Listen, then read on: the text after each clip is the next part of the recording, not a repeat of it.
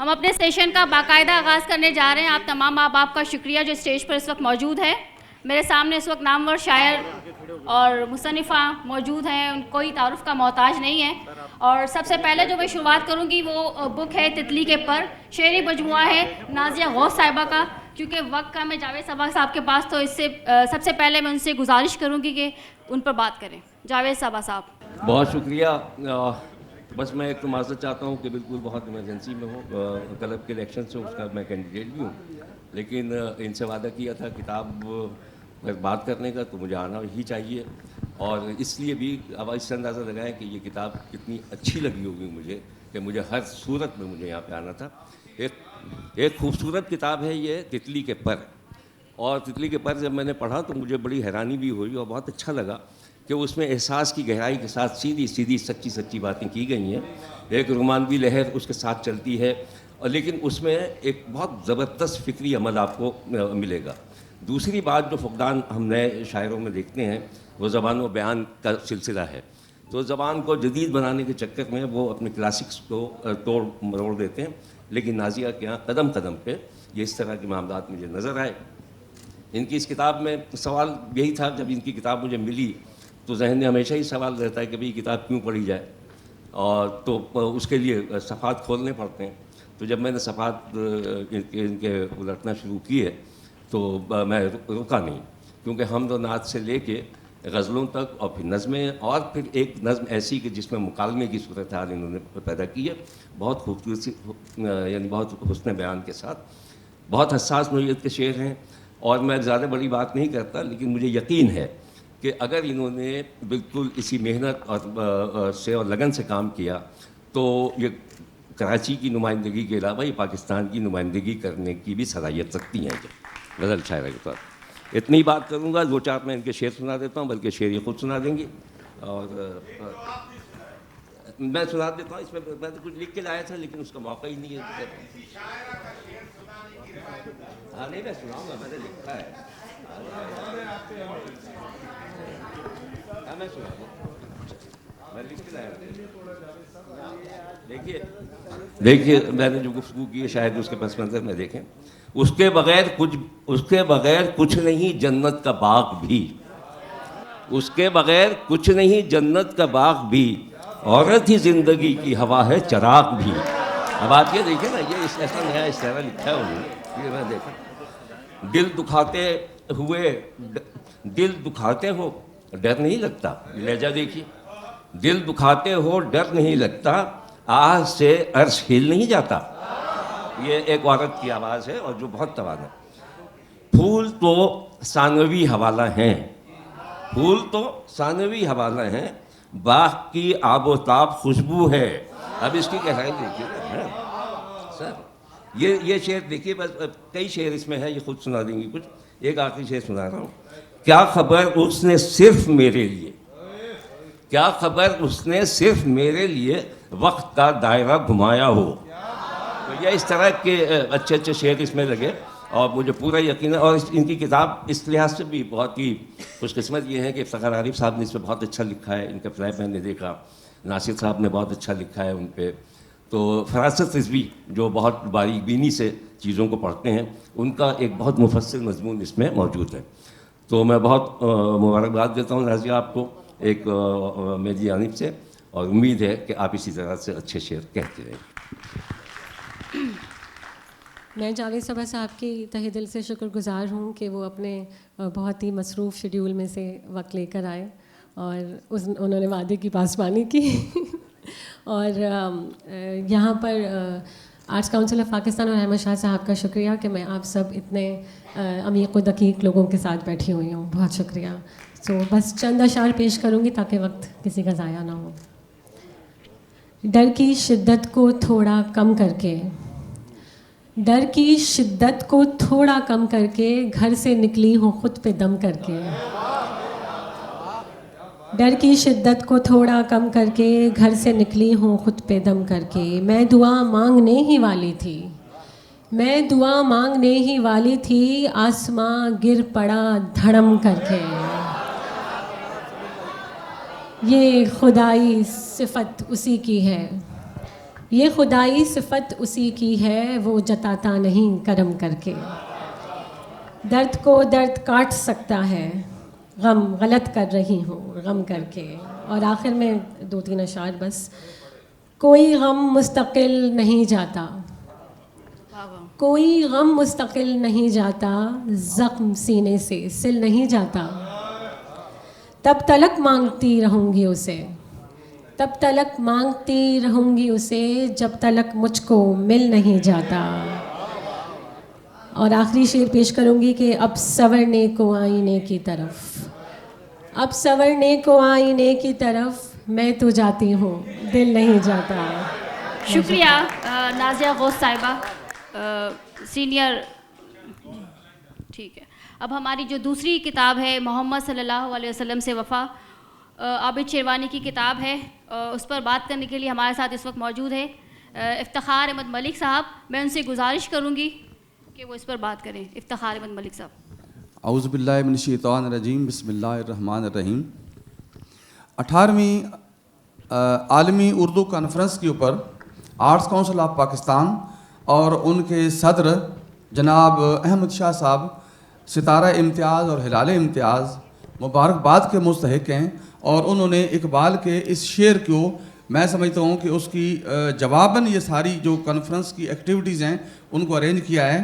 کہ اقبال نے کہا تھا کہ گیس ہوئے اردو ابھی منت پذیر شانہ ہے، شمع یہ سودائی دل سوزی پروانہ ہے.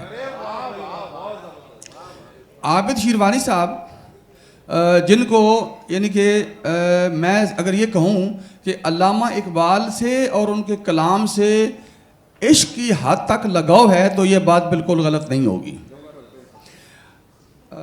عابد صاحب نے اس سے پہلے یہ جو ان کی کتاب ہے محمد سے وفا، اس سے پہلے یہ 2023 میں آئی ہے.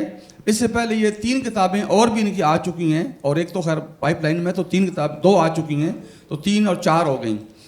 اسپین اقبال کا دوسرا خواب، یہ 2022 میں کتاب آئی تھی جو مسجد قرطبہ کے اوپر ہے. ابلیس سے جفا، یہ 2024 میں آئی ہے. اور یہ جو ایک علامہ اقبال کی کتاب ہے ابلیس کی مجلس شورا، یہ اس کی تفسیر اور اس کی تشریح کے اوپر انہوں نے کتاب لکھی ہے. اور ایک کتاب ہے شوق محمد، یہ 2025 میں آ چکی ہے لیکن اس کی ابھی رونمائی ہونی باقی ہے. اور آج ہم جس کتاب کی بات کر رہے ہیں وہ ہے محمد سے وفا صلی اللہ علیہ وسلم، اور یہ 2023 میں آئی تھی. یہ آپ ہمارے جتنے بھی سامعین یہاں بیٹھے ہوئے ہیں اور پاکستان میں اور پاکستان سے باہر علامہ اقبال کی جو بہت بڑی بڑی نظمیں ہیں، جو معرکۃ الآراء نظمیں ہیں، ان میں سے ایک نظم ہے 2 شکوہ الگ نظم ہے اور جواب شکوہ دوسری نظم ہے. مسجد قرطبہ اور باقی جو ان کی نظمیں ہیں وہ تو خیر ہیں ہی ہیں. اب ڈاکٹر عابد شیروانی ایڈوکیٹ، اب ہیں تو یہ ایڈوکیٹ، لیکن عشق علامہ اقبال میں اور عشق رسول میں ان کی نظر یعنی کہ پوری کی پوری عالمی یعنی کہ تاریخ کے اوپر ہمیشہ رہتی ہے. اور جس طریقے سے علامہ اقبال کی وہ یہ ساری نظمیں اور پورا کلام تقریباً ان کا، جب تک قاری تاریخ اسلام سے صحیح طرح سے واقف نہ ہو وہ علامہ اقبال کے پیغام کو صحیح طرح سے نہیں سمجھ سکتا. اور انٹلیکچوئل تو سمجھتے ہیں جو مدبر لوگ ہیں، لیکن یہ کیونکہ عام آدمی کے لیے بھی کتاب لکھی گئی ہے اور سارا اقبال کلام بھی عام آدمی کے لیے ہے، تو اس کے لیے پھر ایک طریقہ چاہیے تھا کہ جو آسان الفاظ میں بہت عوام کی سطح پہ جا کے ان کے لیے آسان الفاظ میں اقبال کا کلام ٹرانسلیٹ کیا جائے اور اس کی تشریح کی جائے، جو کہ یہ کام جناب ڈاکٹر عابد شیروانی ایڈوکیٹ صاحب نے بخوبی انجام دیا ہے. اور خاص طور پہ اس کتاب کی میں اب عرض کرتا ہوں کہ یہ اس کی اسکیم کیسے بنائی ہے انہوں نے تاکہ اقبال کا وہ کلام جو ہے وہ عوام تک صحیح طرح سے پہنچ سکے. یہ شکوہ جواب شکوہ، یہ 2 نظمیں ہیں. شکوہ یہ کس چیز کا شکوہ اور کون شکوہ کر رہا ہے؟ یہ امت مسلمہ کا شکوہ ہے. آپ مختصر کیجئے گا، ٹھیک ہے؟ ہم سب کو جی ختم کر رہے ہیں. امت مسلمہ کا شکوہ اللہ تعالیٰ سے کہ وہ کہتے ہیں کہ ہم نے کیا نہیں کیا آپ کے لیے. تو اس کے لیے پھر انہوں نے جو یعنی کہ جو کتاب ہے سارا کلام ان اسی کے اوپر مبنی ہے. یہ جو کتاب ہے اس کتاب میں شکوہ الگ ہے اور جوابی شکوہ الگ ایک مطلب وہ ہے. تو انہوں نے ہر بند کو پہلے تو انہوں نے الگ الگ رکھی ہے. عابد صاحب نے شکوہ الگ رکھا ہے ایک طرف شکوہ, اور اس کے سامنے جوابی شکوہ کے وہ بند رکھے ہیں جو ان شکووں کا جواب امت کا شکوہ ہے, اللہ کی طرف سے جواب ہے. اب جیسے وہ اچھا وجہ تسمیہ تھوڑی سی بتا دوں اس کتاب کی. جو انہوں نے رکھا ہے نام اس کا محمد سے وفا. آخری جو شعر ہے, آخری بند کا آخری شعر جواب شکوہ کا, وہ یہ ہے کہ محمد اللہ تعالیٰ کہہ رہے ہیں امت مسلمہ سے تمام شکوے سننے کے بعد.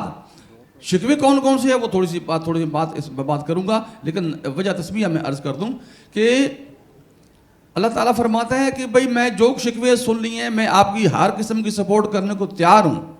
آپ کو وہ جو مقام جو کھو چکے ہو وہ مقام آپ کو مل سکتا ہے, میں وہ مقام تمہیں دوں گا, لیکن شرط ہے ایک, اور وہ شرط کیا ہے کہ کی محمد سے وفا تو لے تو ہم تیرے ہیں, یہ جہاں چیز ہے کیا لوح و قلم تیرے ہیں. افتخار صاحب وقت کم ہے کیونکہ ہمارے پاس بہت زیادہ اس وقت شعراء موجود ہے تو سب کو ٹائم دینا ہے. تو بس ختم کروں یا ایک جملہ اور بول لوں؟ بس آپ ختم کر دیں بس میں تاکہ آپ ہی شیوانی سے بس ٹھیک ہے, آپ گزارش کروں گی کہ وہ مختصر سے بات کریں اپنی کتاب پر. اعوذ باللہ من الشیطان الرجیم, بسم اللہ الرحمن الرحیم.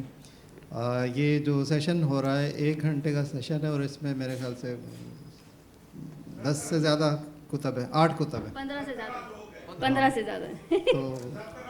تو اس میں جو ہے وہ وقت کو جو ہے نا, میں صرف اب یہ کہوں گا کہ میں آرٹس کونسل آف پاکستان صدر احمد شاہ صاحب اور ان کی پوری ٹیم کا شکریہ ادا کروں گا, اور خاص طور پہ آپ لوگ جو میری محبت میں یہاں پہ تشریف لائے ہیں آپ سب کا شکریہ. اور ایک شخصیت ہے ہمارے درمیان جو ملتان سے تشریف لائے ہیں تو میں ان کا نام بھی لے لیتا ہوں, یہ راجہ کوثر سعیدی صاحب. تو آپ سب کا شکریہ, آپ یہاں پہ تشریف لائے, اور ڈاکٹر افتخار احمد ملک صاحب کا شکریہ کہ انہوں نے میری کتاب پہ گفتگو کی. بہت بہت شکریہ. آج کے ہمارے اس سیشن کی جو تیسری کتاب ہے سرخ پھولوں کا شہر, شعری مجموعہ ہے فرزانہ نینا صاحبہ کا. اس پر بات کرنے کے لیے ہمارے ساتھ موجود ہے انجم عثمان صاحبہ, وہ ہم سے بات کریں گی.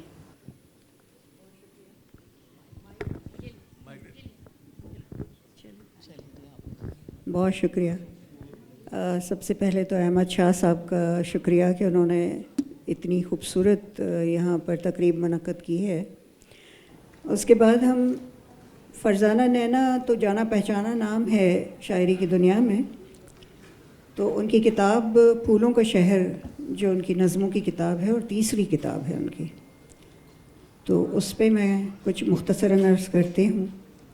ہم سب جانتے ہیں کہ رنگوں کی اپنی ہی ایک زبان ہے, ہر رنگ اپنی فطرت میں ایک استعارہ ہے کسی جذبے, احساس, خوشی یا پھر آشوب کا. فرزانہ نینا کی نظموں کا مجموعہ سرخ پھولوں کا شہر معنوی اور استعاراتی اعتبار سے احساسات اور جذبات کا ایسا پرکشش اظہاریہ ہے جو نہ صرف جمالیات کا دلکش منظرنامہ تخلیق کرتا ہے بلکہ درون ذات کے تسم کدے کی حکایات بھی بیان کرتا ہے. ان کی نظمیں ذاتی تجربات, مشاہدات اور مطالعے کی وسعت کی عکاس بھی ہیں, اور ان کی خوش فکری, زبان و بیان پہ ان کی مکمل گرفت اور حسن اظہار کی نمائندہ بھی ہیں. ان کی شاعری کسی طور بھی کار ارزاں نہیں ہے بلکہ ان کی نظمیں تخلیقیت کی اعلیٰ سطح پر متمکن ہیں, جن میں شعور اور لاشعور کی تہداریاں بھی ہیں اور عہد نو کی رمزیت بھی, ذاتی کیفیات کے رنگ بھی ہیں اور وجدان کے حیرت کدے سے برآمد شدہ خواب و خیال کا آئینہ خانہ بھی.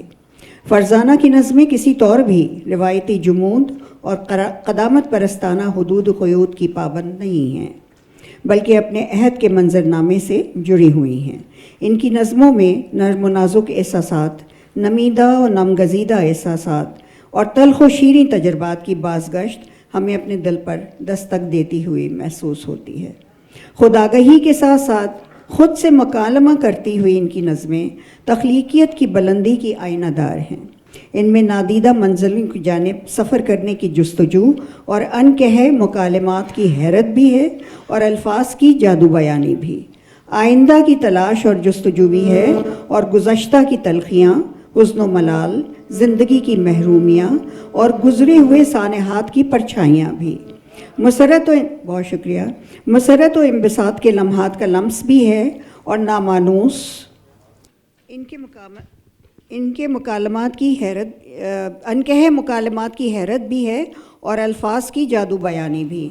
आइंदा की तलाश और जुस्तजू भी है और गुज़श्ता की तलखियाँ, हुस्न मलाल, ज़िंदगी की महरूमियाँ और गुज़रे हुए सानहात की परछाइयाँ भी। मसरत व इंबिसात के लम्हात का लम्स भी है और नामानूस रास्तों के सफ़र का उलझाव भी। वो कर्ब ज़ात का इजहार भी बड़े तवाना अंदाज में करती हैं और मरती हुई इंसानियत और मिटती हुई तहज़ीब का नोहा भी इसी शिद्दत और तड़प के साथ लिखती हैं, जिससे इनकी रूह पर लगे ज़ख्मों का एहसास पूरी कुव्वत के साथ क़ारी को अपनी गिरफ्त में ले लेता है। बहुत शुक्रिया।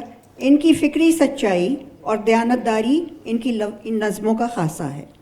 इनके यहाँ मौज़ूआत का तनव्वु, इनका इनफरादी लहजा और लफ्ज़ियात का गैर रिवायती और गैर मानूस इस्तेमाल और मानी खेज़ी इनकी नज़मों की नुमायाँ खुसूसियात हैं। इनके यहाँ सादगी और सलासत के साथ साथ क्या मुश्किल है, मुख्तसर कीजिएगा। जी बस ख़त्म हो रहा है मेरा।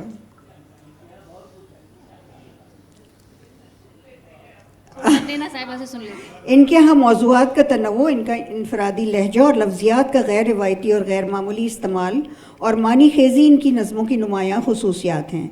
इनके यहाँ सादगी और सलासत के साथ साथ जदीदियत और ताज़गी लिए हुए एक अनोखा तर्ज़ एहसास भी बदरजा आतम मौजूद है। लहजे की सतह पर भी जदीद हिस्सियत और इज़हार हाल इनकी नज़मों का ख़ास वस्फ़ है। इनकी शायरी में नसाइयत तो है, लेकिन वो ख़ुद को अपने पूरे वजूद के साथ कायनात के एक अहम जुज़्व के तौर पर पेश करती हैं, जो बाख्तियार भी है और खुदागाह भी। फ़रज़ाना की शायरी बड़े इस्तक़लाल और साबित कदमी से अपना इर्तिकाई सफ़र तय करती हुई नज़र आती है और मुस्तक़बिल में अपना एतबार और मयार एक नई बुलंद सतह तक ले जाने की ख्वाहिश भी रखती है और कुदरत भी। बहुत शुक्रिया। किताब की मुसन्निफ़ा फ़रज़ाना नैना साहिबा से मेरी गुजारिश है कि उस पर मुख्तसर गुफ्तगू करें। किसी ने दी नहीं थी तो थोड़ा सा बात कर लें इस पर। हाँ जी, मैं कुछ अशार पेश कर देती हूँ। सबसे पहले आर्ट्स काउंसिल की बेइंतहा शुक्रगुज़ार हूँ कि उन्होंने मेरी किताब की पजीराई की। अहमद शाह साहब और उनकी तमाम टीम और मोहतरम शकील ख़ान साहब के उन्होंने मुझे मौका दिया कि आप सबके सामने यहाँ अपनी किताब पेश करूँ, और आप तमाम का बेहद शुक्रिया जो इतनी मोहब्बतों से यहाँ तशरीफ़ लाए हैं। मैं ये मोहब्बतें दिल में समेट कर जाऊँगी। दो अशार के आप सब ने जो कुछ कहा उसी के नाम, आप सब की आवाज़ के नाम, कि मैंने कानों में पहन ली है तुम्हारी आवाज़, मैंने कानों में पहन ली है तुम्हारी आवाज़, अब मेरे वास्ते बेकार हैं चांदी सोना। मैंने कानों में पहन ली है तुम्हारी आवाज़, अब मेरे वास्ते बेकार हैं चांदी सोना। एक और शेर है कि शोख नज़र की चुटकी ने नुकसान किया, खालिसतन मेरी अपनी बहनों के नाम के, शोख नज़र की चुटकी ने नुकसान किया, हाथों से चाय के बर्तन छूटे थे, हाथों से चाय के बर्तन छूटे थे, आधी रात के सपने शायद झूठे थे, या फिर पहली बार सितारे टूटे थे, आधी रात के सपने शायद झूठे थे, या फिर पहली बार सितारे टूटे थे। दो अशार बस के। पड़ी हुई हूँ कहीं मैं पुरानी चीज़ों में, पड़ी हुई हूँ कहीं मैं पुरानी चीज़ों में, मिलेगी मेरी भी कोई निशानी चीज़ों में, बहिश्त ही से मैं आई ज़मीन पर लेकिन शुमार मेरा नहीं आसमानी चीज़ों में। बहुत शुक्रिया। बहुत शुक्रिया। इस सेशन की हमारी जो चौथी किताब है हिरोशिमा के आंसू, उस पर बात बीना गोविंदी की ये किताब है। बीना गोविंदी वाशिंगटन पर आवाज़ नहीं आ रही है। बीना गोविंदी की किताब है। बीना गोविंदी वाशिंगटन में मुकीम है اور ان کی کتاب جو ہے وہ انگریزی میں بھی ٹرانسلیٹ ہو چکی ہے اور جیپنیز میں ٹرانسلیٹ ہو رہی ہے. ان پر بات کرنے کے لیے ہمارے ساتھ اس وقت موجود ہے سینئر میڈیا پرسن ہے, 4 کتابوں کی مصنفہ ہے ناصرہ زبیری صاحبہ. میں ان سے گزارش کروں گی کہ اس پہ تھوڑی بات کر لیں. بہت شکریہ افشاں جی, بہت شکریہ. اس وقت مجھے اس کتاب پہ گفتگو کرنی ہے, بلکہ اس کی چونکہ رونمائی کی ہم بات کرتے ہیں تو ایک مختصر سا تعارف ہوتا ہے اصل میں, کہ بات پہنچ جائے کہ یہ کتاب ہے, یہ اس کے مصنف یا مصنفہ ہیں اور یہ کتاب کا نام ہے, یہاں سے چھپی ہے, آپ لوگ اس کو حاصل کر سکتے ہیں, ہیروشیما کے آنسو. یہ بینا گوئندی کی کتاب ہے. بینا گوئندی کا نام ویسے تو کسی تعارف کا محتاج نہیں ہے, جتنا ان کا کام ہے, جتنا ان کا نام ہے, وہ اگر اس کا ہی ذکر کروں تو پھر کتاب رہ جائے گی. لیکن 2-3 جملے میں ضرور کہنا چاہوں گی کہ وہ اس لیے کہ فن کو فنکار سے جدا نہیں کیا جا سکتا. کوئی بھی لکھنے والا جو ہے وہ فنکار ہے, رائٹر ہے. اس کا جو فن ہے وہ 2 طرح سے ہی تشکیل پاتا ہے. ایک تو اس کی انفرادی زندگی, اس کے جو اندرونی اس کی کشمکش ہے, اور دوسرا جو اس کے عہد کا طرز احساس ہے, وہ اس نے کس میں آنکھ کھولی, اس نے کیا سہا, کیا اپنے اندر ایبزارب کیا, اس کا مطالعہ کیا ہے, اس کا مشاہدہ کیا ہے, اور اس میں سے کتنا اس نے اپنے اندر جذب کر کے اور پھر وہ فن تخلیق کیا جو کہ اور لوگوں کے لیے ہے. تو یہ بینا ہے. انہوں نے جہاں تک میں جانتی ہوں جو زمانہ انہوں نے سہا ہے, جو ہم سب نے اس وقت سہا جب ہم کالج میں, اسکول, کالج, یونیورسٹی میں اپنے اپنے حساب سے تھے, تو وہ جو کوڑے لگ رہے تھے اور پھانسیاں ہو رہی تھیں اور سینسرشپ تھی, تو اور جو اسٹوڈنٹس یونین خاص طور پہ تھے ان پہ پابندیاں لگی ہوئی تھی کہ آپ وہ جو ہم لوگ وہاں بات کرتے, ایون ڈبیٹ سوسائٹی اگر ہے تو وہ بھی بند کر دی گئی. تو وہ ایک پریشر کا جو دور تھا وہ بینا گوئندی نے جو ہے وہ گزارا ہے, لیکن یہ گزار کے آگے نہیں بڑھ گئیں. انہوں نے وہ احساس اپنے اندر جذب کیا ہے, اور یہ اس کے بعد جب یہ نکلی ہیں پاکستان سے, یہ جہاں جہاں بھی گئی ہیں, انہوں نے اپنے اس احساس کو اپنے ساتھ رکھا ہے. اور ہیروشیما کے آنسو جو ان کی وہ ایک طرح سے, ویسے تو یہ سفر نامہ ہے, اور یہ جاپان کا ٹوکیو اور کیوٹو اور ہیروشیما, تو یہ سفر نامہ ہے جو قومی ڈائجسٹ میں قسط وار شائع بھی ہوتا رہا ہے. لیکن اس میں جب ہم اس کو پڑھتے ہیں, جب کتاب کی صورت میں یہ ہمارے سامنے آئی ہے اور ہم اس کو پڑھتے ہیں, تو ہمیں احساس ہوتا ہے کہ یہ صرف یہی نہیں کہ ایک شخص جو ہے وہ ٹریول کر رہا ہے اور اس نے دیکھا ہاں جی یہاں یہ تھا, یہاں یہ تھا, نہیں. جب ایک اچھا لکھنے والا, جب ایک اچھا مشاہدہ کرنے والا گزرتا ہے, تو پھر وہ اپنے حساب سے جو اس کے اندر اس کے کیا کہنا چاہیے کہ اس کا احساس ہے, اور وہ اس کو اس احساس کے ساتھ چیزوں کو دیکھتا ہے, اور پھر وہ اپنے حساب سے اپنے الفاظ میں اس کو بیان کرتا ہے. اب یہ ہیروشیما کے آنسو ظاہر ہے, یہ نام سے ظاہر ہے کہ 1945 میں دوسری جنگ عظیم میں جب یہ ہیروشیما اور ناگاساکی پہ 6 اگست اور 9 اگست کو دنیا میں پہلی بار اور آخری بار, اللہ کرے آخری ہی رہے, تو یہ ایٹم بم گرایا گیا, تو جو کچھ گزرا وہ ہم سب جانتے ہیں. لیکن انہوں نے وہ آنسو جو ہیں, انہوں نے شہر کے ساتھ گفتگو کی ہے, انہوں نے اس شہر کے ساتھ مکالمہ کیا ہے کہ آپ کیا محسوس کیا ہے انہوں نے, وہاں کے لوگوں نے, اس شہر نے, اس فضا نے, تو یہ سب اس میں موجود ہے. جاپان کے بارے میں, جس شہر میں یہ گئی ہیں, انہوں نے وہاں کی ثقافت, وہاں کے جو مذہبی رجحانات, وہاں کا ایون وہاں کا جو کھانے پینے کا جو ہم کہہ سکتے ہیں کہ فوڈ فلسفی بھی انہوں نے بیان کی ہے کہ وہ کس طرح کی چیز کھائی جاتی ہے اور اس کے اثرات کیا ہیں. ویسے تو دنیا میں کسی بھی خطے میں جب جو بھی رہن سہن ہوتا ہے وہ وہاں کی اس کے خطے میں جو کچھ موجود ہے, جو کچھ اویلیبل ہے, دستیاب ہے, اس کے حساب سے ہوتا ہے, اور اس کی جو آب و ہوا ہوتی ہے اس کے حساب سے ہوتا ہے.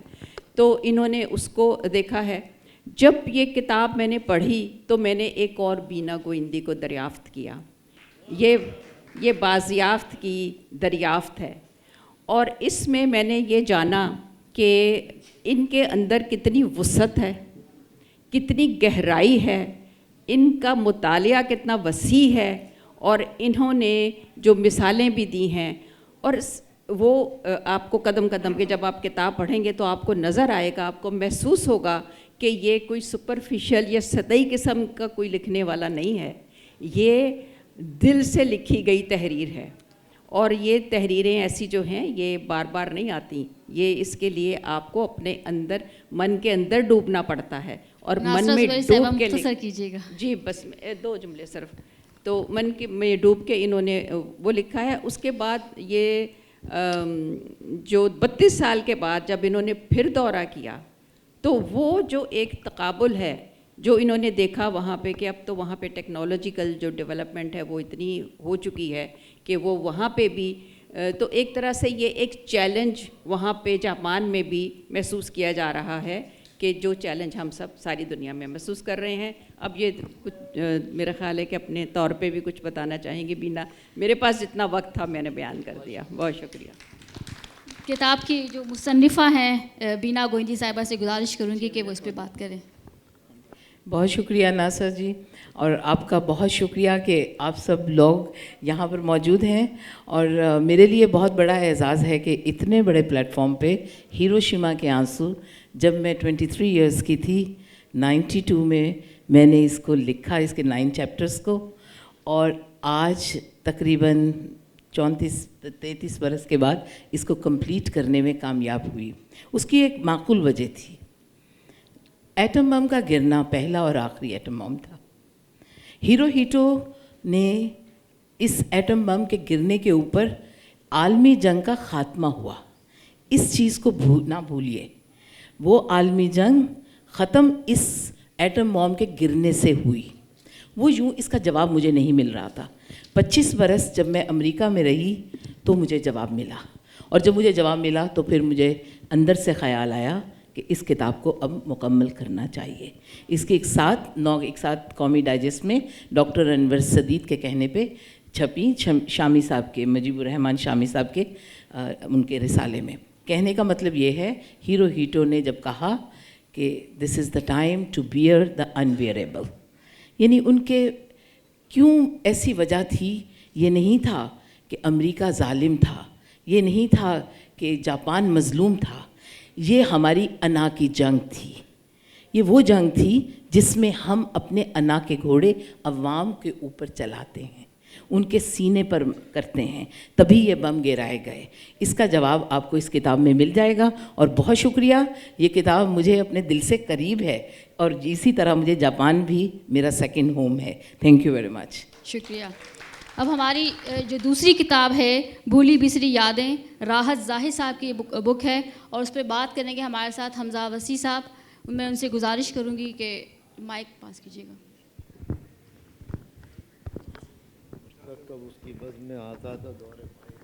حمزہ وسیع صاحب مختصر بات کیجیے گا, ٹھیک ہے؟ جی بالکل, بہت شکریہ. اور میں سب سے پہلے آرٹس کونسل احمد شاہ صاحب کا اور شکیل بھائی, ان کا بہت شکر گزار ہوں کہ انہوں نے مجھے موقع دیا. میرے پاس وقت کم ہے تو میں اس کتاب کے بارے میں, جو راحت ظاہر صاحبہ کی تصنیف ہے, اور یہ انہوں نے ایک قومی شاعر رابرٹ بنس, جو اسکاٹ لینڈ کے قومی شاعر تھے, ان کی نظموں کا ترجمہ کیا ہے. تو اس کتاب کی اگر تخصیص کے حوالے سے بات کی جائے تو اس میں ہمیں یہ نظر آتا ہے کہ یہ ایک ایسی نمائندہ شاعرہ ہیں جنہوں نے, جو یہ کتاب ہمارے لیے تو باعث فخر ہے ہی, کیونکہ یہ انہوں نے, ان کے ترجمہ ہے, اور وہ ایک دیار غیر سے جو ہے ہمیشہ سے ایک متحرک شاعرہ رہی ہیں, اور انہوں نے بڑا غیر معمولی کلام ہمیشہ پیش کیا ہے. اس کتاب کی وجہ سے جو ہے ہمارا اسکاٹ لینڈ اور اسکاٹش کونسلیٹ اور ان سب جگہوں پر بھی جو ہے نام بہت زیادہ تشہیر پایا, اور انہوں نے بہت زیادہ محنت کے ساتھ اس کتاب کو بے انتہا استغراق کے ساتھ جو ہے مطالعے کے ساتھ اور نفسیات کو، کیونکہ یہ ایک اسکاٹش شاعر کی کتاب ہے، مطلب اسکاٹش شاعر کی نظموں کا ترجمہ ہے، تو اس میں ان کی نفسیات، ان کے معاملات بالکل مختلف ہوتے ہیں. تو انہوں نے جن نظموں کا انتخاب کیا ہے وہ انتخاب بڑا غیر معمولی تھا. اور یہ کیونکہ بزم شعر و نغمہ ایک ادبی تحریک کی روح رواں ہیں، تو ادھر بھی جو ہے انہوں نے ان کو ایتھنک لائبریری سروس جو ہے انہوں نے ان کو کہا کہ آپ رابرٹ برنس کی نظموں کا ترجمہ کریں. اور اسکاٹ لینڈ میں مشاعرے کی روایت، اسکاٹ لینڈ میں اسکاٹش کونسلیٹ کے اندر مشاعرے کی روایت رکھنے والی یہ ہماری پہلی شاعرہ ہیں. تو یہ بہت بڑی بات ہے کیونکہ یہ ہمارے ملک کا ایک تشخص جو ہے برقرار رکھ رہی ہیں. اور دوسری بات یہ ہے کہ یہ کتاب جو ہے، جو ہمارا بچوں کا نصاب ہوتا ہے، تو اب جو نصاب جدید ہوتا جا رہا ہے، تو مترجم کے اندر ایک خصوصیت کیا ہونی چاہیے، اس کے خصائص کیا ہوتے ہیں، کن چیزوں پر اس کو توجہ دینی چاہیے. تو نصاب میں بھی پاکستان کے جو ہے اس کتاب کو شامل کیا جائے گا. اور ان کی 2 نظمیں اس میں، ٹو آ ماؤس اور ایک ٹو آ پینٹر، جس کا انہوں نے اردو ترجمہ کیا ایک چوہے سے اور ایک مصور سے، تو وہ بچوں کو بھی پڑھایا جائے گا. اور اس میں سمجھ لیں اس کتاب کا جب آپ لوگ ترجمہ پڑھیں گے تو اس میں آپ کو کچھ رومانوی موضوعات بھی نظر آئیں گے، اور اس کے ساتھ ساتھ کچھ مستحضر ترتیبات زندگی، ان کا انعکاس بھی آپ کو انہوں نے بہترین انداز میں، جبکہ وہ ایک شاعر جو ہے اس کے ایک اسکاٹش شاعر ہیں، لیکن انہوں نے اس کو ہمارے معاشرے کے ساتھ ہم آہنگ کرتے ہوئے جو ہے ان نظموں کا ترجمہ کیا ہے. تو وقت کم ہے، میں آپ سب کو یہی کہوں گا کہ آپ لوگ اس کتاب کو، اس کا مطالعہ ضرور کیجیے گا، کیونکہ یہ کتاب جو ہے ہمیں قومی اور بین الاقوامی سطح پر جو ہے ہماری نمائندگی کرتی ہے. اور ہمیں اس طرح کے لوگوں کا جو ادھر بھی ہمارے لیے جو ہے بہت غیر معمولی حیثیت رکھتے ہیں، لیکن جو باہر بھی ہمارے نام کو جو ہے بلند کرتے ہیں، ان کا ہمیں ضرور خیال کرنا چاہیے. بہت شکریہ، بہت شکریہ. راحت زاہد صاحب. بہت شکریہ.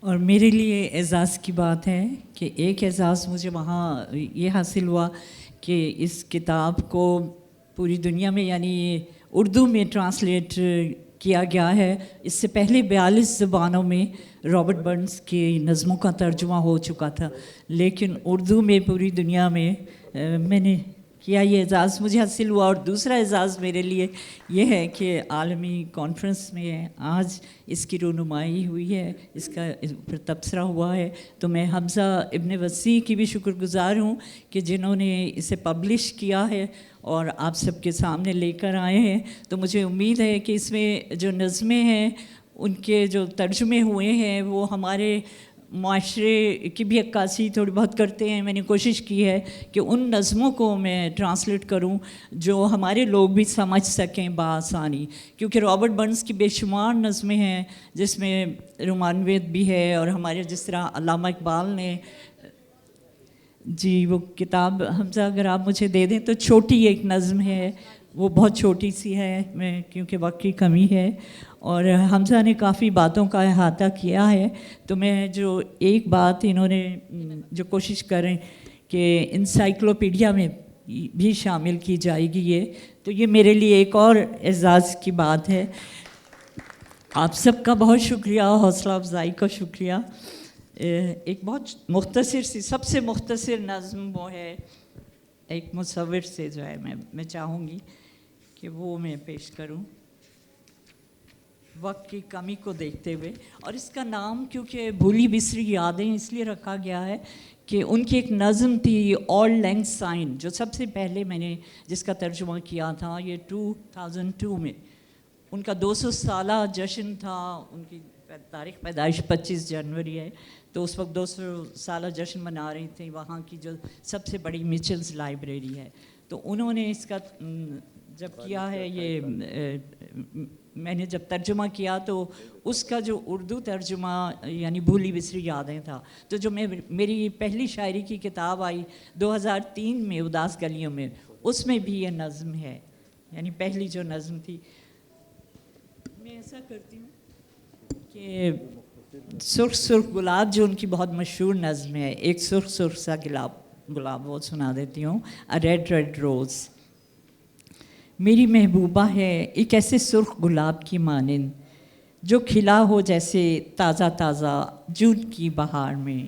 میری محبوبہ ہے ایک ایسے شیریں نغمے کی مانند جس کی دھن میں ہے بے انتہا مٹھاس. میری محبوبہ تم بے انتہا حسین ہو، مجھے تم سے ہے इतनी गहरी मोहब्बत कि मैं तुम्हें चाहूँगा उस वक्त तक जब तक कि समंदर का पानी खुश्क ना हो जाए। हाँ मेरी महबूबा, जब तक समंदर का पानी खुश्क ना हो जाए और चट्टानें सूरज की तपिश से पिघल ना जाएं। मेरी महबूबा, मैं तुम्हें चाहूँगा उस वक्त तक जब तक कि ज़िंदगी की रेत उड़ती रहेगी। ए मेरी पहली और आखिरी मोहब्बत, आओ एक दूसरे को अलविदा कहें, लेकिन इन चंद लम्हों के लिए मेरी महबूबा मैं जल्द वापस आऊँगा, ख्वाह मैं तुमसे 10,000 मील के फासले पर ही क्यों ना हो। बहुत शुक्रिया। क्या बात है। हमारी अगली किताब है हिमालय के दामन में, सफ़रनामा है शोएब नासिर साहब का। उस पर बात करने के लिए हमारे साथ यहाँ मौजूद है खालिद मोइन साहब। खालिद, बहुत शुक्रिया तमाम अहबाब जो यहाँ तशरीफ़ फरमा हैं और यहाँ तशरीफ़ फरमा हैं। ये किताब है ज़फ़र की शादी हिमालय के दामन में। तो आप समझ सकते हैं कि एक बहुत दिलचस्प रुदाद है जो हमारे मुसन्निफ़ शोएब नासिर के साहबजादे ज़फ़र ज़करिया ख़ान की शादी का ये सारा अहवाल है। और ये शादी हुई नेपाल में, काठमांडू में। क्योंकि ये कनाडा में हैं और इनकी जो बहू हैं शोएब नासिर साहब की, वो भारत में थी, कुवैत का दौर था और बहुत मुश्किल थे वीज़ा मिलना। तो ये तय पाया कि नेपाल में शादी की जाए, क्योंकि वहाँ का क़ानून है कि अगर आप 1 महीने पहले पहुँच जाएं, जो भी जोड़ा है, और रजिस्ट्रेशन करा लें तो एक वहाँ शादी कर सकते हैं।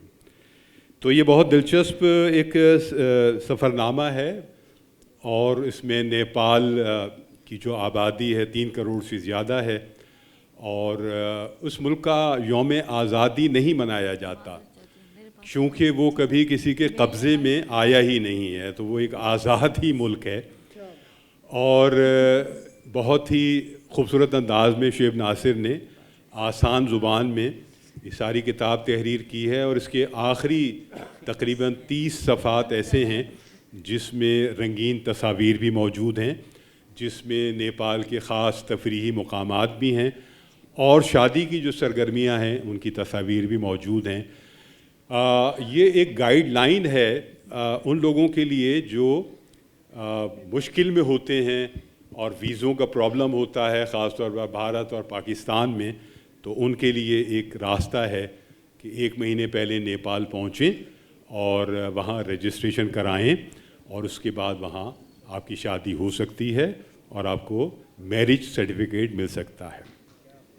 नेपाल के बारे में ये भी है कि वो 8 दुनिया के बड़े पहाड़ी सिलसिले नेपाल में हैं, हिमालय भी उसमें से एक है। और जो उनकी सकाफ़त है और जो उनका कल्चर है और जो चीज़ें हैं, वो ज़ाहिर है कि एक हिंदू मज़हब वाला मुल्क है, लेकिन उसमें जो दूसरा मज़हब है बड़ा, वो हिंदू मत है, बुद्ध मत है। और बुद्ध मत के असरात ज़ाहिर है कि पूरी दुनिया पर पड़े हैं। तो बहुत मुश्किलात भी इस सफ़र में हुई हैं, बहुत पेचीदगियाँ भी इस सफ़र में झेली शोएब नासिर और उनके अहले ख़ानदान ने। साहब मुख्तसर कीजिएगा। हाँ, ख़त्म। और उनको राहतें भी मिली और आसानियाँ भी फराहम हुई और अल्हम्दुलिल्लाह ये शादी बख़ैर खूबी अंजाम को पहुँची। तो ज़रूर पढ़िए, ये है हिमालय के दामन में। माज़रत चाहती हूँ, मैंने आपको कम टाइम दिया। अब मैं शोएब नासिर साहब से गुजारिश करूँगी कि वो इस पर मुख्तसर गुफ्तगू जी, करें। बहुत बहुत शुक्रिया। सबसे पहले तो मैं अपने बहुत ही मोहतरम अहमद शाह साहब का शुक्रिया अदा करता हूँ कि उन्होंने इस 18वीं आलमी उर्दू कॉन्फ्रेंस में मेरी इस किताब को भी शामिल किया। मैं उनका भी शुक्रगुज़ार हूँ और शकील ख़ान साहब का भी शुक्रिया अदा करता हूँ। इस किताब का टाइटल जो बनाया है हमारे शाहिद महमूद साहब ने बनाया है, जिनका ताल्लुक़ भी आर्ट्स काउंसिल से। मेरी तकरीबन 3 किताबें आ गई हैं और चौथी आ रही है, शेरी मजमूआ, उसका टाइटल भी शाहिद महमूद साहब ही बना रहे हैं, तो मैं उनका भी शुक्रिया अदा करता हूँ। मैंने इस किताब में जो कोशिश की है वो जिन लोगों को दीगर ममालिक से और में रहते हैं और शादी के लिए परेशानी होती है, उनके लिए बहुत सारी गाइडलाइन दी हैं کہ ان کو کیا کیا چیزوں کی ضرورت ہوتی ہے, ہمیں جو پریشانیاں ہوئی ہیں وہ ان کو پریشانی نہ ہو. اس لیے ان کے لیے ایک بہت اچھی کتاب ہے. میں نے کوشش یہی کی ہے کہ ان لوگوں کو ایسی رہنمائی مل سکے جو تمام معاملات آسانی سے ہو سکیں. ہمارا تعلق چونکہ کینیڈا سے ہے, کینیڈا سے ہندوستان جانا بڑا مشکل تھا کیونکہ ہم پاکستانی ہیں, اس لیے ہم وہاں نہیں جا سکتے تھے, اور وہ لوگ کینیڈا آنا ان کا مشکل تھا, اس لیے شادی ہم نے وہاں ترتیب دی تھی. میرے 2 سفرنامے اور آئے ہیں اور وہ بھی انشاءاللہ کسی وقت آپ کی خدمت میں پیش کی جائیں گی. میں اس کے ساتھ ہی آپ تمام لوگوں کا بھی شکریہ ادا کرتا ہوں, تمام مہمانوں کا بھی اور تمام لوگوں کا بھی. خاص طور پر ہمارے ڈاکٹر ایوب شیخ صاحب تشریف رکھتے ہیں, میں ان کا بھی شکر گزار ہوں. بہت شکریہ. ہماری اگلی کتاب ہے خود نوشت اپنے نواح میں, قمر رضا شہزاد صاحب کی. اس پر بات کرنے کے لیے ہمارے ساتھ یہاں موجود ہیں شکیل جاذب صاحب. میں ان سے گزارش کروں گی کہ مختصر گفتگو کیجیے گا. جی بالکل, مجھے اندازہ ہے کیونکہ میں کافی سارے ٹائم لے چکا ہوں. یہ قمر رضا شہزاد صاحب جن کو آپ سب لوگ جانتے ہیں, کسی تعارف کے محتاج نہیں, باکمال شاعر ہیں. تو شاعر سے تو ہم عموماً شعری مجموعہ ہی ایکسپیکٹ کر رہے ہوتے ہیں, لیکن قمر رضا شہزاد صاحب کی یہ کتاب نثر میں ہے اور یہ ان کی خود نوشت ہے. اور خود نوشت کا ساری خود نوشت نہ سمجھیے, ابھی اس کا حصہ اول ہے, ابھی ان کی باقی زندگی پڑی ہے, باقی زندگی کے بارے میں وہ بعد میں لکھیں گے. تو یہ جی یہ انہوں نے اپنی سوانح کو جو مجھے لگ رہا ہے یہ کتاب پڑھ کے 2 حصوں میں تقسیم کیا ہے. ایک ان کی اپنے بچپن سے اور اپنی سرکاری نوکری اور سرکاری ملازمت کی ریٹائرمنٹ تک کا دورانیہ ہے, اور دوسرا وہ دورانیہ ہے جب وہ سرکار کی قید و بند سے آزاد ہو گئے ہیں اور اپنی آزادانہ زندگی گزار رہے ہیں اور شاعری کر رہے ہیں. اس کی جو داستان ہے وہ ہمیں کچھ عرصے بعد ہمارے سامنے آئے گی. اچھا, اس میں بڑا دلچسپ ان کا انداز رہا ہے گفتگو کا. ظاہر ہے سب لوگ اپنی اپنی حالات جب لکھتے ہیں تو وہ عموماً ایک جیسا ہی لکھتے ہیں, سب کے حالات ایک جیسے ہی رہے ہوتے ہیں کہ اسکول گیا, کالج گیا اور اس کے بعد یہ کام کیا اور وہ کام کیا, پھر شاعری میں کیسے دلچسپی ہوئی. اس میں جو دلچسپ بات ہے وہ یہ آئی کہ جہاں جہاں قمر رضا شہزاد رہے, چاہے وہ اپنی تعلیم کے سلسلے میں رہے, چاہے وہ اپنی ملازمت کے سلسلے میں رہے, وہاں کی جو ایک ادبی فضا ہے اس کا ایک بڑا بھرپور تاثر اس کتاب میں ابھرتا ہے. اور خاص طور پر جب ہم جنوبی پنجاب کی ذکر کرتے ہیں, جس کے اندر جنوبی پنجاب کے وہ علاقے جو پنجاب میں رہنے والوں کے لیے بھی جہاں تک پہنچنا جو ہے وہ بڑا مشکل ہوتا ہے, جس میں لیا ہے, جس میں دنیا پور ہے, جس میں لودھرا ہے, خانے وال ہے, خانے وال ملتان سے آگے کے جو جتنے بھی علاقے, بہاول پور تک کا جو علاقہ ہے, تو وہاں کی جو ایک ادبی فضا رہی, وہاں پر کون کون سے ادبی حوالے سے سرگرم لوگ رہے, نمایاں نام کون کون سے تھے, ان کی آپس کی ادبی جو چپکلش ہے یا ان کی آپس کی ادبی جو معاملات ہیں, سیاستیں ہیں, اس کا بھی انہوں نے بڑے دلچسپ انداز میں بڑی کیفیت کے ساتھ ایک ذکر کیا ہے. تو یہ اس حوالے سے ایک بڑی اہم یعنی ایک دستاویز کی حیثیت اختیار کر جاتی ہے کہ پرانے زمانوں میں تذکرے لکھے جاتے تھے جس میں شعراء کا ذکر ہوتا تھا کہ فلاں اس درجے کا شاعر ہے, فلاں اس لیول کا شاعر ہے. تو یہ آپ کو اس میں آپ بیتی اور تذکرہ جو ہے وہ مکس ملے گا. لیکن اس میں جو اور اہم چیز نظر آئی ہے جس نے اس کتاب کو اور زیادہ ریڈیبل بنا دیا ہے کہ واقعات کے ساتھ ساتھ جب آپ اپنی کیفیات اور اپنے جذبات کو شامل کر لیتے ہیں, یہ وہ کارروائی ہے جو عموماً شاعر کرتا ہوتا ہے کہ وہ کسی بھی مضمون میں جب وہ اپنی کیفیت کو اور اپنے جذبے کو شامل کر لیتا ہے تو وہ اظہار کی ایک تخلیقی سطح تک پہنچ جاتا ہے. تو یہاں پر بھی قمر رضا شہزاد کی جو نثر ہے اس میں ہمیں یہ ان کی جو کیفیت ہے وہ تمام واقعات کے ساتھ ان کی اپنی ذاتی کیفیت کہ وہ کیا اس میں فیل کرتے تھے, کیا سمجھتے تھے, اسے انہوں نے بڑی خوبصورتی کے ساتھ سمویا. اور یہ پڑھ کر یہ اندازہ بھی ہوا ہے کہ یہ نہیں ہے کہ یہ ان کا نثر میں یہ پہلا کام ہے. یہ کتاب پڑھنے کے بعد ہمیں پتہ چلا کہ قمر رضا شہزاد صاحب نے لکھنے کی ابتدا نثر سے ہی کی تھی, اور پہلے ہی انہوں نے کہانیاں لکھیں, انہوں نے کالمز بھی لکھے, اور اس کے بعد پھر وہ شاعری کی طرف آئے اور بڑے دلچسپ واقعات, بڑے لطیفے بھی اس کے اندر انہوں نے لکھے ہوئے ہیں. تو یہ اوور آل یعنی یہ خود نوشت ایسی ہے کہ آپ اس بات کا اندازہ لگائیے کہ میں نے یہ جب پڑھنا شروع کی کتاب تو میں ایک نشست میں یہ پوری پڑھ گیا بیٹھ کے, یعنی یہ اتنی ریڈیبل کتاب ہے. سنگ میل نے چھاپی ہے اور میں قمر رضا شہزاد کو مبارکباد پیش کرتا ہوں اور یہ توقع رکھتا ہوں کہ جو ان کی اس کا جو دوسرا حصہ ہوگا. وہ یقیناً اس میں ابھی کچھ وقت لگے گا, ہمیں اندازہ ہے, لیکن وہ اتنا ہی ریڈیبل اور اتنا ہی خوبصورت ہوگا. بہت شکریہ.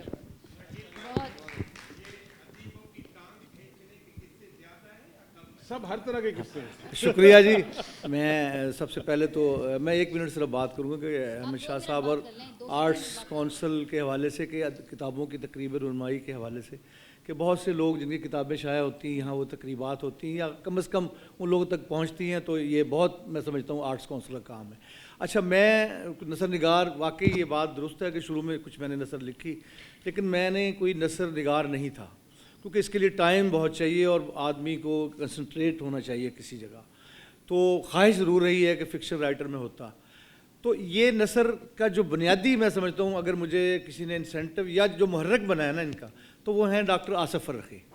آصف فرخی سے میری محبت کا تعلق تھا. تو میں نے ایک جگہ جو ہے کہیں سوشل میڈیا پہ کچھ واقعات لکھے, تو انہوں نے مجھے کہا کہ یار تم اس کو قلم بند کیوں نہیں کرتے باقاعدگی سے, تم نے اتنے اچھے واقعات لکھے ہیں اور اس خطے کے حوالے سے ہم جاننا چاہتے ہیں کہ یار آپ اس کو کریں, مکمل کریں. اچھا, بلکہ انہوں نے مجھے یہاں تک دھمکی دی, اللہ ان کے درجات بلند کرے, کہ بھائی اب میں یہ چاہتا ہوں کہ تم 1-2 بالکل شاعری کچھ عرصے کے لیے نہ کرو اور یہ کتاب مکمل کرو. یعنی انہیں اتنی, کیونکہ نثر کے ساتھ محبت تھی, فکشن کے ساتھ, تو ان کی یہ حوصلہ افزائی یا ان کی محبت کی وجہ سے میں یہ لکھ پایا. اور میں نے اسے ایک حصہ ہے اس کا, میں نے ابھی مطلب ہے کہ یہ اگلا دوسرا حصہ چل رہا ہے, جس میں اب مجھے کسی نے کہا کہ تم بڑے استاد ہو کہ جو لوگ فوت ہو چکے ہیں باقیوں کے فوت ہونے کا انتظار کر رہے ہو ان کے واقعات لکھو. تو ایسا ہرگز نہیں ہے. تو اس میں زندہ لوگوں کے بارے میں بھی بہت ساری باتیں ہیں, لیکن میں نے کوشش ایک کی ہے, جو میں آخری بات کہنا چاہتا ہوں, کہ میں نے جو کچھ محسوس کیا لکھا ہے, لیکن اس میں یہ کبھی کوشش نہیں کی کہ کسی کی تذلیل یا تضحیک کی جائے, جو میں نے نہیں, میں نے کہا یہ میں سمجھتا ہوں کہ نہ کی جائے. بہرحال بہت بہت شکریہ. میں نہیں, وہ آپ کو ان کی جھلک اس میں نظر آ جائے گی.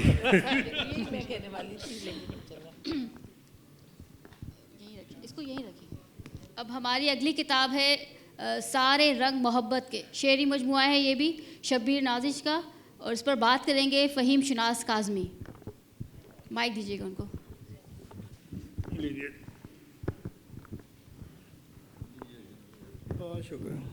بہت شکریہ, اور احمد شاہ صاحب کا بھی شکریہ, شبیر کا بھی شکریہ کہ اس کتاب کے اس تقریب رونمائی کے لیے مجھے کہا. اور تمام احباب کے درمیان فیض صاحب کی ایک نظم ہے, دو عشق میں وہ کہتے ہیں, کچھ عشق کیا کچھ کام کیا, بالآخر تنگ آ کے ہم نے دونوں کو ادھورا چھوڑ دیا. مگر شبیر نے نہ پہلا عشق ادھورا چھوڑا نہ دوسرا عشق ادھورا چھوڑا. پہلا عشق کیا تو شادی کی اور اس کا ثمر بھی سامنے ہے, اور دوسرا عشق جو کیا اس کا تیسرا ثمر سامنے ہے. اس کتاب کا نام ہے دوسرا عشق شاعری, پہلا عشق شاعری. اس کا عنوان ہے سارے رنگ محبت کے. یہ جو سارے رنگ محبت کے ہیں, یہ اس میں شبیر کی شاعری کا ایک ارتقائی سفر ہے. یہ تیسرا مجموعہ ہے, اور ہم ایک شاعر سے کیا توقع کرتے ہیں کہ اپنی ابتدا سے اس کی شاعری کا سفر آگے بڑھتا ہوا نظر آئے. اس میں جو اپنی ذات تک محدود شبیر تھا, جو اپنی ذاتی خواہشات, جذبات اور احساسات کے ساتھ زندہ تھا, اب وہ انسان, حیات اور کائنات کے ساتھ سوچنے لگا. یہ ایک بہت وسیع منظرنامے میں اس کی شاعری کا منظرنامہ بنتا ہے, جو کہ کرۂ ارض اور اس کے فکر و شعور پر پھیلا ہوا ہے. اور اس جہان خیر و شر میں جو اضطراب ہے, یہ کچھ ہے مائک میں, مائک میں بھی اضطراب ہے.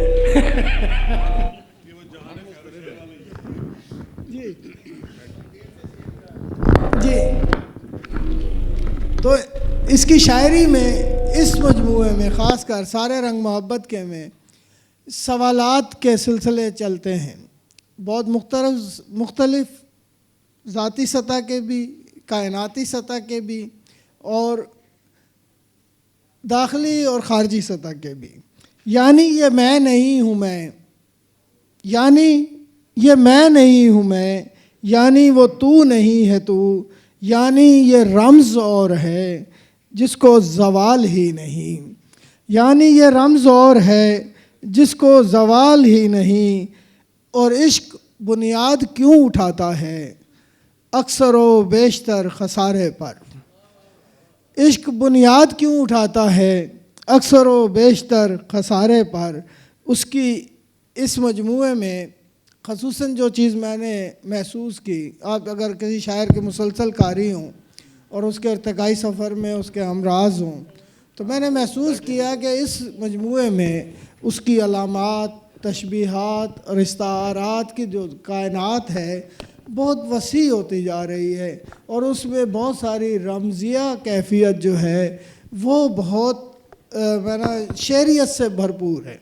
اور اس شعریت میں ایک تغزل جسے ہم کہتے ہیں کہ شعر سنتے ہی اس کے اثرات ہونا، شعر سن کے انسانی فکر اور شعور کے دروازے کھل جانا، تو وہ زیادہ وسیع اور آسان سطح پر شبیر نے اس فصاحت و بلاغت سے کام لیا ہے، اور اس میں شبیر بہت کامیاب رہا ہے.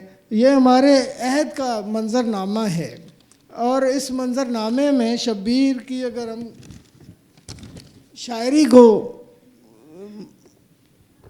سوچتے ہیں تو دیکھیے ایک شعر میں آپ کے سامنے پیش کرتا ہوں.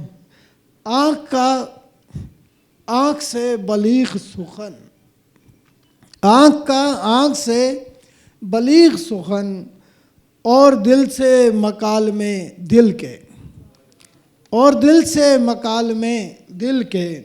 تو میں سمجھتا ہوں یہ سارے رنگ محبت کے بہت اچھی شاعری، بہت اچھی غزلوں کا مجموعہ ہے.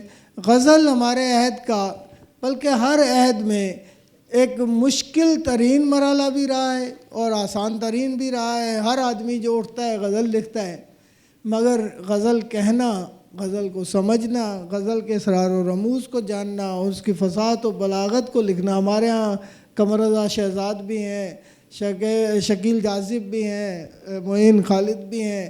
اور دیکھیں یہ اتنے بڑے ہمارے اس منظرنامے میں شبیر نازش نے خود اپنی جگہ بنائی، اور کراچی جیسے شہر میں شاعری میں اپنے آپ کو نمایاں کرنا یہ ایک مسلسل کاوش ہے، ایک بڑی جدوجہد ہے. تو میں شبیر کو مبارکباد دیتا ہوں اس کتاب کے حوالے سے. سارے رنگ محبت کے رنگ ادب نے شائع کی ہے، آپ کو آسانی سے بار اسٹالز پہ مل سکتی ہے، خرید کے پڑھیں اور ضرور پڑھیں. اس میں بہت اچھی شاعری ہے. کچھ شعر آپ کو شبیر سنائیں گے تو آپ کو اندازہ ہوگا کہ میں نے جو بات کی ہے اس کی شاعری ان سے بھی زیادہ آگے ہے. بہت شکریہ. شبیر نازش مائک دیجیے گا ان کو. سب سے پہلے تو احمد شاہ صاحب کا شکریہ، ڈاکٹر فہیم شناس کاظمی صاحب کا شکریہ، اور رنگ ادب پبلیکیشن شاعر علی شاعر ان کا شکریہ، اور ربانی فیملی جن کے تعاون سے یہ کتاب شائع ہوئی ان کا بھی شکریہ. اس وقت محبت کے سارے رنگوں پہ بات ہوئی، اور میں سمجھتا ہوں کہ محبت کے سارے رنگ اس وقت میرے دائیں بائیں بھی بیٹھے ہوئے ہیں اور میرے سامنے بھی بیٹھے ہوئے ہیں. تو غزل کے کچھ اشعار. ایوب بھائی،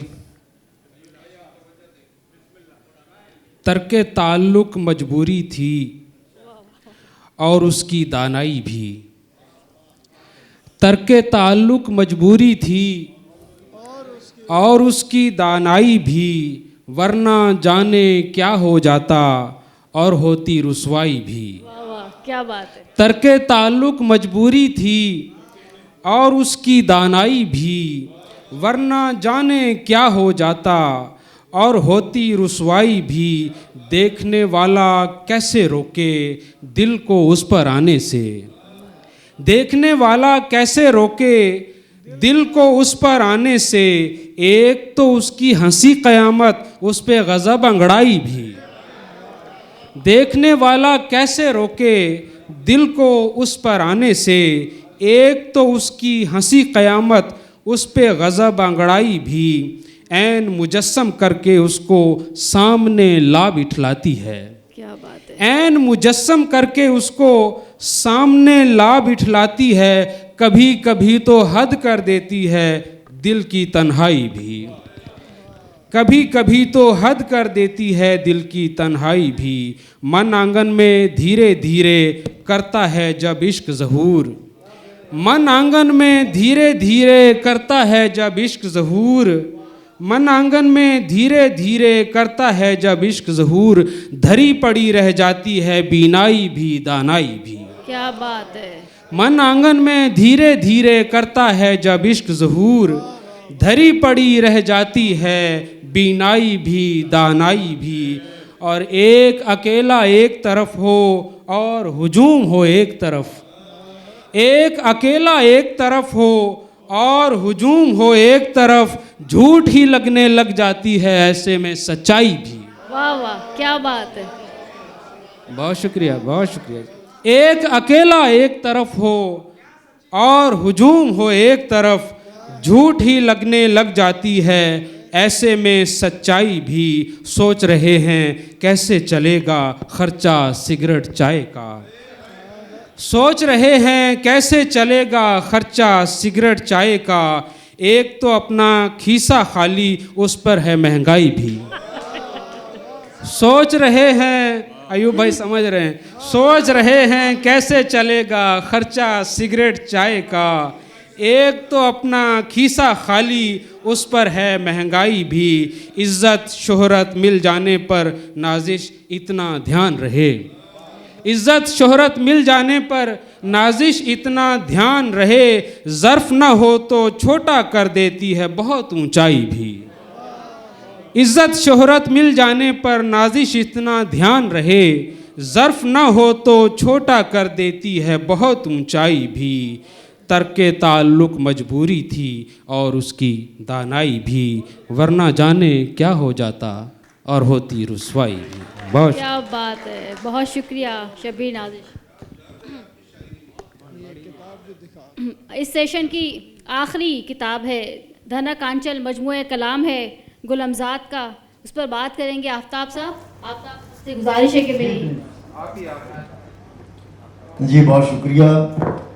बहुत मुझे वक्त का और तंगी का एहसास दामनगीर है, और वो किसी का फिल्मी शेर है। वैसे तो खैर कि इससे पहले कि तेरी चश्मे करम माजरत की निगाह बन जाए, तो मैं खुद 5 मिनट ले रहा हूँ और इनको सिर्फ 2 मिनट दूंगा, यानी कि जो गुलमजाद साहिबा हैं। जी मुझे मालूम था आपके जज्बात समझ रहा हूँ, मैं भी भूख का कच्चा आदमी हूँ। तो देखिए मेरे हाथ में जो धना कांचल, क्योंकि तकरीब रूनुमाई है, और शकील जाज़िब हमारे बरादर मुकर्रम, उन्होंने भी बहुत अच्छा किया कि रूनुमाई में रूनुमाई तो हो कम अज़ कम, तो ये आप देख लें कि वाकई किताब है। लेकिन खालिद इरफान ने हमारे कहीं ये कहा था, मज़ाहिया शायर है हमारे कराची शहर का, बहुत मोतबर हवाला, कि किसी किताब की तकरीब रूनुमाई में, किसी किताब की तकरीब रूनुमाई में किताब चीख रही थी कि मैं किताब नहीं, लेकिन ये वाकई किताब है। इसका मैं क्योंकि बहुत ज़िम्मेदारी के साथ ये बात कर रहा हूँ। देखिए इसकी 2-3 तखस्सुस हैं, तखसीस हैं। मैं बहुत कम वक्त में कोशिश करूँगा कि उसका तज्ज़िया या इंतहाई इजमाल आप तक पेश कर सकूँ। देखिए जनाब, ये वाहिद किताब मेरी नज़र से गुज़री इस लिहाज से कि मैंने किताब को देख के लिखा, यानी कि मुसव्वदा मेरे पास आया था। यॉर्कशायर अदबी फ़ोरम, जो मेरा भी एक यकीनन दोस्तों का हल्का है, यॉर्कशायर अदबी फ़ोरम बरतानिया, उसके इश्तियाक़ मीर साहब ने इन्हें यकीनन मुझसे मुतारिफ़ कराया।